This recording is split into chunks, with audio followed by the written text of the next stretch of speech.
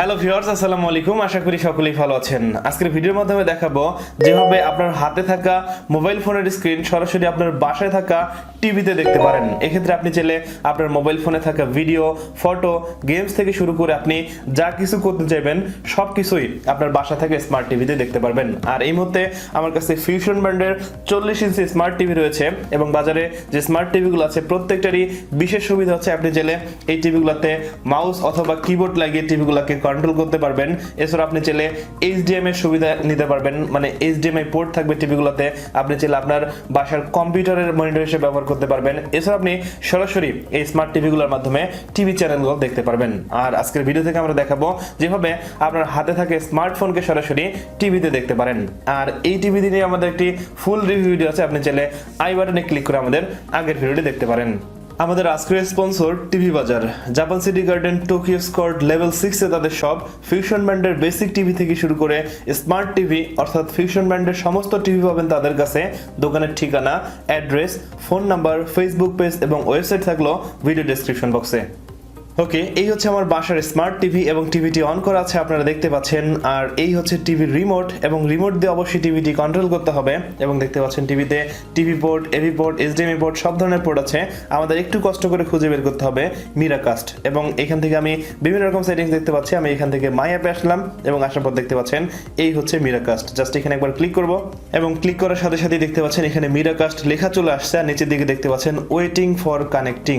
আর একদম সবার নিচে দেখতে পাচ্ছেন ডিভাইস নেম অ্যান্ড্রয়েড 13C4। ওকে, সো এখন আমরা মোবাইল ফোনের স্ক্রিনে দেখব কিভাবে কানেক্ট করা যায়। এই হচ্ছে আমার মোবাইল ফোন। এখন আমি সরাসরি দেখব অ্যাপ ছাড়া কিভাবে কানেক্ট করা যায়, তারপর দেখাবো অ্যাপ দিয়ে আপনারা যেভাবে কানেক্টেড করতে পারেন। এর জন্য আমি ফোনের সেটিংস অপশনে চলে আসবো। আসার পর আমার ওয়াইফাই সেটিংসটি অন করে নিব এবং একটু নিচে দেখতে পাচ্ছেন মোর একটি অপশন। এখানে আসার পর ওয়্যারলেস ডিসপ্লে একটি অপশন দেখতে পারবেন। জাস্ট এখান থেকে সিম্পলি আমি ওয়্যারলেস ডিসপ্লে সিলেক্ট করে নিচ্ছি। তাহলে দেখতে পাচ্ছেন এখানে আমাদের ওয়্যারলেস ডিসপ্লেটি অফ করা আছে, এটিকে অন করে দিতে হবে। এবং অন করার সাথে সাথেই আমার আশেপাশে যত ডিভাইস আছে প্রত্যেকটা ডিভাইসে শো করতেছে। এবং একটু পরে দেখতে পাচ্ছেন এখানে অ্যান্ড্রয়েড আমার যে টিভিটি আছে সেই টিভিটি শো করতেছে। জাস্ট সিম্পলি এখান থেকে আমি এটাকে কানেক্ট করে দিব। ওকে, সো দেখতে পাচ্ছেন কানেক্টেড হয়ে গেল। এখন আমি মোবাইল ফোনে যা করতেছি সবকিছু কিন্তু টিভির স্ক্রিনে দেখা যাচ্ছে। আর যাদের ফোনে ওয়্যারলেস ডিসপ্লে নেই তারা চাইলে অ্যাপ থেকে কানেক্ট করতে পারেন।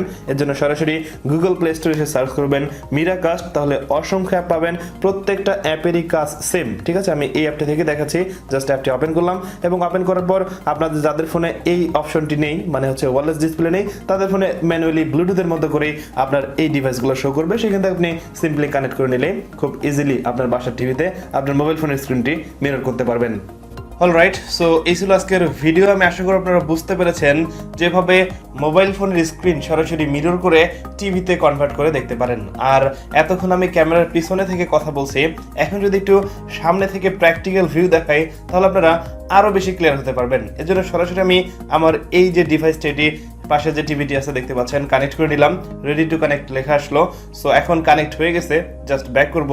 ব্যাক করার পর সরাসরি যদি আমি ক্যামেরা ওপেন করি তাহলে দেখতে পাচ্ছেন আমার এই ক্যামেরায় যা হচ্ছে সরাসরি কিন্তু টিভির স্ক্রিনে দেখা যাচ্ছে। সো আপনারা বুঝতেই পারছেন বিষয়টা খুবই ইন্টারেস্টিং। যারা স্মার্ট টিভি ব্যবহার করেন বা যাদের বাসায় স্মার্ট টিভি আছে তারা কিন্তু চাইলেই মোবাইল ফোনের স্ক্রিনগুলোকে মিরর করে খুবই ইন্টারেস্টিং একটা ভিউ নিতে পারেন।